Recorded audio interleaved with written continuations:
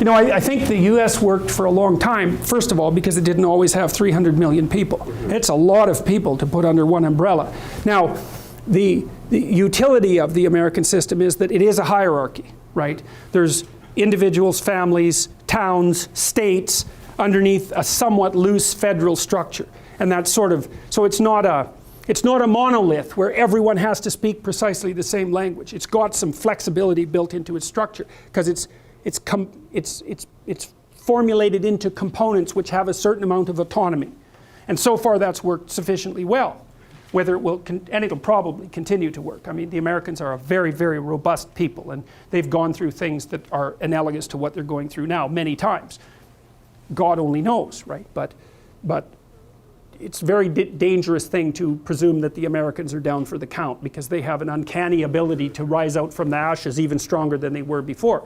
But you can certainly see the danger lurking. In Europe, that's a different thing. Like, I think the European state is doomed, because I think it grew too fast. And it severed the connection between, like, there's not the proper hierarchy of identification. So, and people are saying, wait, Brussels? Like, who the hell are you guys? Why are you making decisions for us? And we don't agree with your decisions. And like, are you sure that Greece and Germany can be in the same place? Because that's by no means self-evident, right? The Germans aren't very happy about it, and the Greeks aren't very happy about it. And one of the rules for making an organization is that it's a lot easier to make a functional organization worse than it is to make a dysfunctional organization better. And so you might say, well, you've got Germany and France and England. Well, let's say Germany and France, powerhouses, especially Germany, they can afford to bring Greece in. Well, maybe. But there's no evidence that they can afford it. So, I mean, Greece is unbelievably corrupt. No one pays their income tax. That's a big problem, right? And bringing them into a union at a high order has no effect whatsoever on the micro behaviors. And the thing is, the micro behaviors have to be rectified. And no one really knows how to do that. How do you stop a country where people don't pay their taxes from, how do you stop the people from not paying their taxes? Why do we pay our taxes? Who knows?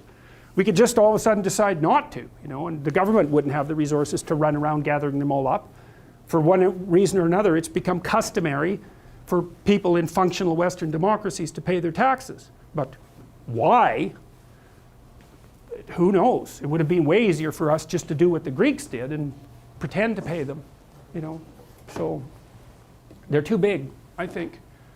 And so the people on the right are saying, back to the nation. And like, I understand why they're doing that, but the danger is the nation will subordinate the individual. And I do see it as another example of safe spaces. It's just scale's different.